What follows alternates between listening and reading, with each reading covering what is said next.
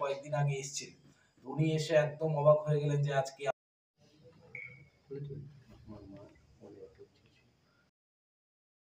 Actually 11ই মার্চে আমাদের মঙ্গলবার আমাদের লিপিকা দাশগুপ্ত মেমোরিয়াল স্কুলের ফাউন্ডেশন ডে উদ্বোধন মানে উদযাপন করা হচ্ছে আর কি। এবার লিপিকা দাশগুপ্ত মেমোরিয়াল স্কুলটা স্টার্ট হয়েছিল 2021 সালে। স্কুলটা শুরু হওয়ার পরপরই আমরা আসলে কোভিডের দুখানা ওয়েভ খাই 2 বছর। তো প্রথম 2 বছর আমাদের সেরকমভাবে প্রচার বলুন বা একটা স্কুলের যে প্রতিষ্ঠা দিবস হিসেবে যে ফাউন্ডেশন ডে পালন করা, সেগুলো কোনোভাবেই সম্ভব হয়নি, কারণ তখন পরিস্থিতি ওরকম ছিল না। আমরা সবাই জানি কোভিডের সময় কী গিয়েছিল। তো এটাকে মাথায় রেখে এবছর আমরা 4th ফাউন্ডেশন ডেটাকে একটু বড়োভাবে করার প্ল্যান করি এবং সেই বিশেষ হিসেবেই আমরা আমাদের মাননীয় অনারেবল প্রফেসর ডক্টর মানিক শাহ স্যারকেও আমন্ত্রণ জানিয়েছি। উনি ওনার ব্যস্ততার মধ্যেও রাজি হয়েছেন।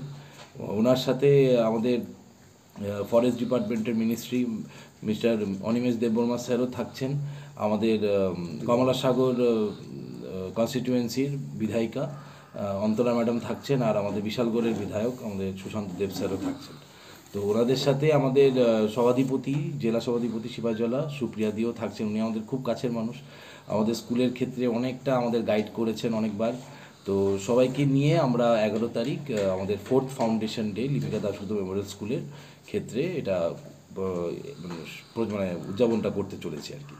আমরা চাইছি যে ফাউন্ডেশন ডের মাধ্যমে একটা এরকম একটা যেহেতু একটা বেঞ্চ একটা সুযোগ পাওয়া যাচ্ছে, আমরা আমাদের স্কুলের যে মোটো যে ভিশন সেটাকে যেন তুলে ধরতে পারি সবাই জনসাধারণ মাধ্যমে।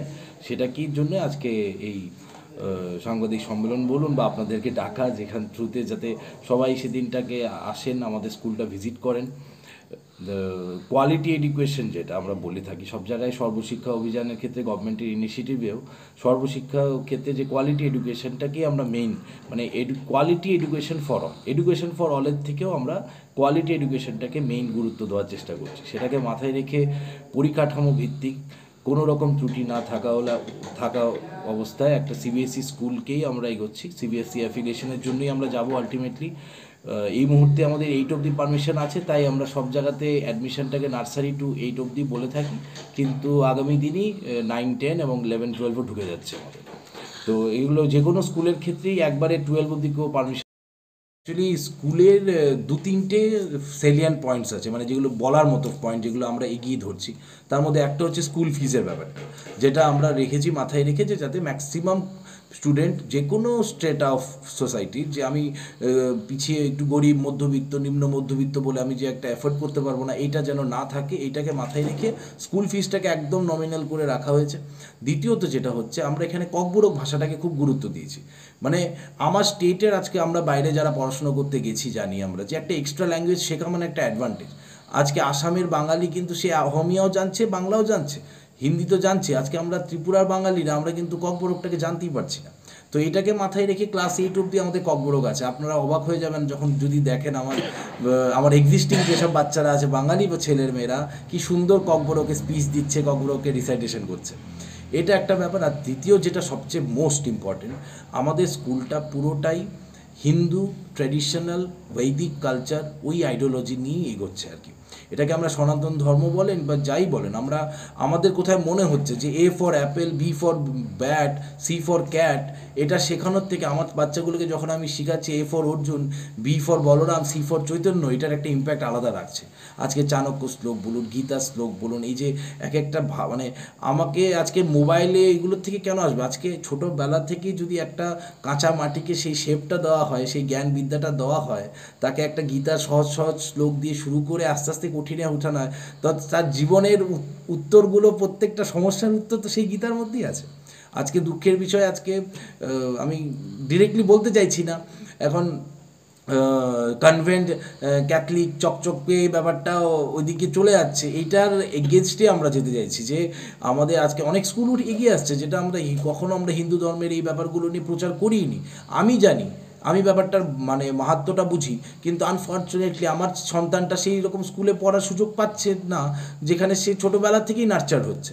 আমি নিজে রামকৃষ্ণ মিশনের ছাত্র, তো আমার মধ্যে ছোটোবেলায় যেটা ঢুকিয়ে দিয়েছে, আমি এখনও যা বলছি সেই ছোটো 20-25 বছর আগে স্কুল ছেড়েছিলাম সেই একই কথা বলছি আমি। তো আজকে সেটাকে মাথায় রেখেই আমাদের বৈদিক যে গুরুকুল সিস্টেমের যে আজকে হ্যাঁ প্ল্যান আছে, আপনি যদি বলেন আমরা হোস্টেলেরও প্ল্যান আছে, যেখানে আমি আরও ভালোভাবে রেসিডেন্সিয়াল ওয়েতে আমরা আরও ইনকর্পোরেট করা যায়। একটা বাচ্চাকে আমি 5 ঘন্টার জন্য পেলাম আর একটা বাচ্চা 24 ঘন্টা আমার কাছে থাকছে, দুটোর মধ্যে পার্থক্য থাকছে।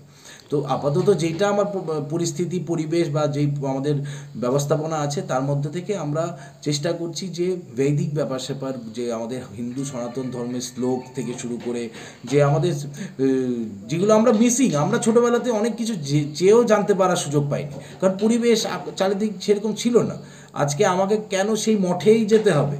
আজকে আমার ঘরে ঘরে যখন বাইবেল বেরোচ্ছে, ঘরে ঘরে আমার কেন গীতা বেরোবে না? আজকে সুন্দর ছবি দিয়ে একটা শিশুর মনকে আকর্ষণ করবে এরকমভাবে আজকে আমি যদি সেই শ্লোকগুলো, সেই পঞ্চতন্ত্রের গল্পগুলো, সেইগুলোই যদি আজকে করা হয়, জানানো হয় আমার বাচ্চাগুলোর ক্ষেত্রে, তা আজকে জীবনের সারা জীবনের সমস্যার উত্তর তো এখানেই আছে।